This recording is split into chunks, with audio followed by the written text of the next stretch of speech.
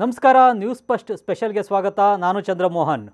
Ghost ಸಿಟಿಯಾಗಿದ್ದ ಆಂಧ್ರದ ಹೊಸ ರಾಜಧಾನಿ ಅಮರಾವತಿ ನಿರ್ಮಾಣಕ್ಕೆ ಈಗ ಮತ್ತೆ ಚಾಲನೆ ಸಿಕ್ಕಿದೆ. ಪ್ರಧಾನಿ ಮೋದಿ ಹೊಸ ರಾಜಧಾನಿ ಅಮರಾವತಿ ನಿರ್ಮಾಣಕ್ಕೆ ಮತ್ತೆ ಎರಡನೇ ಬಾರಿ ಶಂಕುಸ್ಥಾಪನೆಯನ್ನು ನೆರವೇರಿಸಿದ್ದಾರೆ. ಆಮ್ಸ್ಟರ್ಡ್ಯಾಮ್, ಸಿಂಗಾಪುರ, ಟೋಕಿಯೋದಿಂದ ಸ್ಫೂರ್ತಿಯನ್ನು ಪಡೆದು ಆಂಧ್ರದ ಹೊಸ ರಾಜಧಾನಿ ಅಮರಾವತಿಯನ್ನು ನಿರ್ಮಾಣ ಮಾಡ್ತಾ ಇರೋದು ವಿಶೇಷ. ಹಾಗಾದರೆ ಅಮರಾವತಿಯನ್ನು ಹೇಗೆ ನಿರ್ಮಾಣ ಮಾಡಲಾಗ್ತಾ ಇದೆ, ಇದರ ವಿಶೇಷತೆಗಳೇನು ಅನ್ನೋದನ್ನು ನಾವೀಗ ಹೇಳ್ತೇವೆ ನೋಡಿ.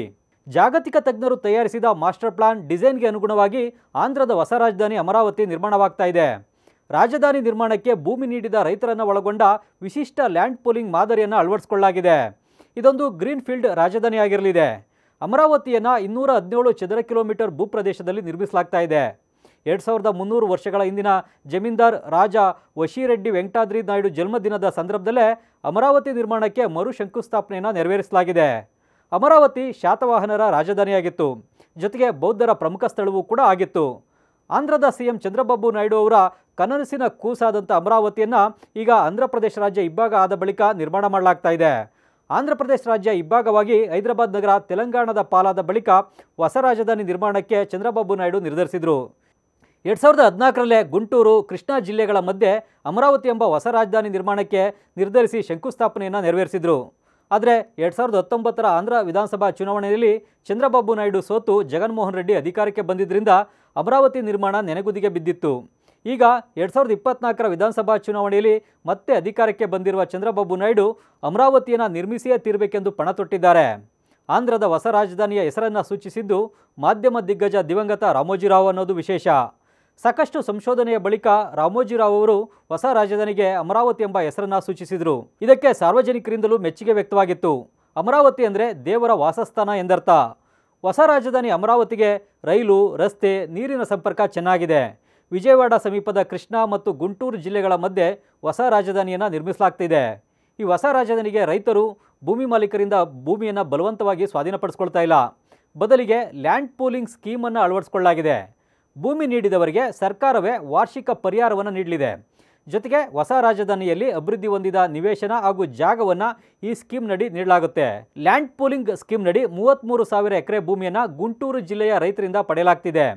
ನೀರಾವರಿ ಕೃಷಿ ಭೂಮಿ ಮಾಲೀಕರು ಪ್ರತಿ ಎಕರೆಗೆ 1,000 ಚದರ ಯಾರ್ಡ್ ಜಾಗವನ್ನು ವಸತಿ ಉದ್ದೇಶಕ್ಕೆ ಹಾಗೂ 450 ಚದರ ಯಾರ್ಡ್ ಜಾಗವನ್ನು ವಾಣಿಜ್ಯ ಉದ್ದೇಶಕ್ಕೆ ಪಡೆಯಲಿದ್ದಾರೆ. ಪ್ರತಿ ಎಕರೆಗೆ ವಾರ್ಷಿಕ 50,000 ರೂಪಾಯಿ ಪರಿಹಾರ ಪಡಿತಾರೆ. ಪ್ರತಿ ವರ್ಷ ಪರಿಹಾರದ ಮೊತ್ತದಲ್ಲಿ 10% ಏರಿಕೆ ಕೂಡ ಆಗುತ್ತೆ. ಒಣಭೂಮಿ ಮಾಲೀಕರು ಪ್ರತಿ ಎಕರೆಗೆ 250 ಚದರ ಯಾರ್ಡ್ ಜಾಗವನ್ನು ವಾಣಿಜ್ಯ ಉದ್ದೇಶಕ್ಕೆ ಪಡೆಯಲಿದ್ದಾರೆ. ವಾರ್ಷಿಕ 30,000 ರೂಪಾಯಿ ಪರಿಹಾರ ಸಿಗುತ್ತೆ. 2016-17ರಲ್ಲಿ ಅಮರಾವತಿ ನಿರ್ಮಾಣಕ್ಕೆ 51,000 ಕೋಟಿ ರೂಪಾಯಿ ವೆಚ್ಚವಾಗಲಿದೆ ಅಂತ ಅಂದಾಜನ್ನು ಮಾಡಲಾಗಿತ್ತು. ಆಗ ಸರ್ಕಾರವು ಬಜೆಟ್ನಲ್ಲಿ 1,500 ಕೋಟಿ ರೂಪಾಯಿ ಹಣವನ್ನು ಹಂಚಿಕೆ ಮಾಡಿತ್ತು.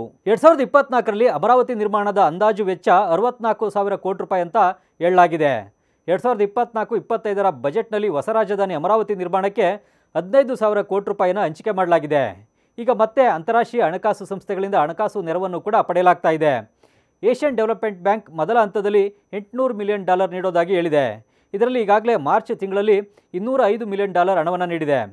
2025ರಿಂದ 29ರವರೆಗೆ $3.64 ಬಿಲಿಯನ್ ಹಣವನ್ನು ಹೂಡಿಕೆ ಮಾಡೋದಾಗಿ ಏಷ್ಯನ್ ಡೆವಲಪ್ಮೆಂಟ್ ಬ್ಯಾಂಕ್ ಹೇಳಿದೆ. ಹುಡ್ಕೋ ಕೂಡ 11,000 ಕೋಟಿ ರೂಪಾಯಿ ಹಣ ನೀಡೋದಾಗಿ ಹೇಳಿದೆ. ಕೇಂದ್ರ ಸರ್ಕಾರ 4,200 ಕೋಟಿ ರೂಪಾಯಿ ಹಣವನ್ನು ಅಮರಾವತಿ ನಿರ್ಮಾಣಕ್ಕೆ ಈಗಾಗಲೇ ಬಿಡುಗಡೆ ಮಾಡಿದೆ. ಆಸ್ತಿ ನಗದೀಕರಣದ ಮೂಲಕವೂ ಕೂಡ ಆಂಧ್ರ ಸರ್ಕಾರ ಹೊಸ ರಾಜಧಾನಿಗೆ ಹಣವನ್ನು ಸಂಗ್ರಹಿಸ್ತಾ ಇದೆ. ಅಮರಾವತಿಯನ್ನು ಚೆನ್ನಾಗಿ ನಿರ್ವಹಣೆ ಮಾಡುವ, ಹವಾಮಾನ ವೈಪರೀತ್ಯ ತಡೆಯ ಕ್ರಮಗಳನ್ನು ಅಳವಡಿಸಿಕೊಂಡು ನಿರ್ಮಿಸಲಾಗ್ತಾ ಇದೆ. ಉದ್ಯೋಗ ಸೃಷ್ಟಿ, ಜನರ ಜೀವನ ಮಟ್ಟ ಸುಧಾರಣೆಯ ಗುರಿಯನ್ನು ಇಟ್ಕೊಳ್ಳಲಾಗಿದೆ.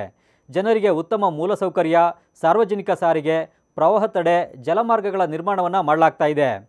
ಅಮರಾವತಿಯನ್ನು ಪ್ರಜಾ ರಾಜಧಾನಿಯಾಗಿ ನಿರ್ಮಿಸಲಾಗ್ತಾ ಇದೆ. ಅಮರಾವತಿಯೊಳಗೆ 9 ಥೀಮ್ನ ಉಪನಗರಗಳನ್ನು ನಿರ್ಮಿಸಲಾಗುತ್ತೆ. ನವದೆಹಲಿಯಲ್ಲಿರುವ ಲೂಟಿಯನ್ಸ್ ದೆಹಲಿ ಮಾದರಿಯಲ್ಲಿ ಒಂದು ನಗರವನ್ನು ನಿರ್ಮಿಸಲಾಗುತ್ತೆ. ನ್ಯೂಯಾರ್ಕ್ನ ಸೆಂಟ್ರಲ್ ಪಾರ್ಕ್ನ ಮಾದರಿಯಲ್ಲಿ ನಗರವನ್ನು ನಿರ್ಮಿಸಿ ಅಲ್ಲಿ ಅಸೆಂಬ್ಲಿ, ಹೈಕೋರ್ಟ್ಗಳನ್ನು ನಿರ್ಮಿಸಲಾಗುತ್ತೆ. ಅಸೆಂಬ್ಲಿಯಲ್ಲಿ 250 ಮೀಟರ್ ಎತ್ತರದ ಟವರನ್ನು ನಿರ್ಮಿಸಲಾಗುತ್ತೆ. ಆಂಧ್ರದ ಜಿಲ್ಲೆಗಳನ್ನು ಪ್ರತಿನಿಧಿಸುವ 13 ಅರ್ಬನ್ ಪ್ಲಾಜಾಗಳನ್ನು ನಿರ್ಮಿಸಲಾಗುತ್ತೆ.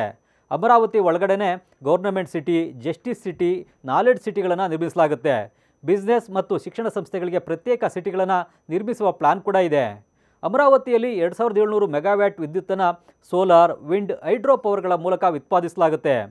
ಎಲ್ಲ ಕಟ್ಟಡಗಳಿಗೂ ಕೂಡ ಸೋಲಾರ್ ಪ್ಯಾನಲ್ ಅಳವಡಿಸಿಕೊಂಡು ವಿದ್ಯುತ್ ಉತ್ಪಾದಿಸಿಕೊಳ್ಳೋದು ಕಡ್ಡಾಯವಾಗಿದೆ. ಮೆಟ್ರೋ ಲೈನ್, ಎಲೆಕ್ಟ್ರಿಕ್ ಬಸ್ಗಳು ಕ್ಲೀನ್ ಎನರ್ಜಿಯನ್ನು ಬಳಸಿ ಸಂಚರಿಸಲಿವೆ. ಅಮರಾವತಿಯನ್ನು ಸ್ಮಾರ್ಟ್ ಸಿಟಿಯಾಗಿ ಅಭಿವೃದ್ಧಿಪಡಿಸಲಾಗುತ್ತೆ. ಅಮರಾವತಿ ಸಿಟಿಯಲ್ಲಿ 2050ರ ಒಳಗೆ 35 ಲಕ್ಷ ಜನರು ವಾಸಿಸುವಂತೆ ಮಾಡಲಾಗುತ್ತೆ. 15 ಲಕ್ಷ ಉದ್ಯೋಗಗಳನ್ನು ಸೃಷ್ಟಿಸುವ ಗುರಿ ಇದೆ. ಅಮರಾವತಿ ಪ್ಲಾನ್ ಪ್ರಕಾರ ನಿರ್ಮಾಣವಾದರೆ ಭಾರತದ ಇತರ ರಾಜಧಾನಿ ನಗರಗಳಿಗೂ ಕೂಡ ಮಾದರಿಯಾಗಲಿದೆ. ಇದೇ ಇವತ್ತಿನ ನ್ಯೂಸ್ ಫಸ್ಟ್ ವಿಶೇಷ. ಕ್ಷಣ ಕ್ಷಣದ ಸುದ್ದಿಗಾಗಿ ನೋಡ್ತಾ ಇರಿ ನ್ಯೂಸ್ ಫಸ್ಟ್, ನಿರ್ಭೀತಿಯಿಂದ ನಿಮ್ಮ ಪರವಾಗಿ.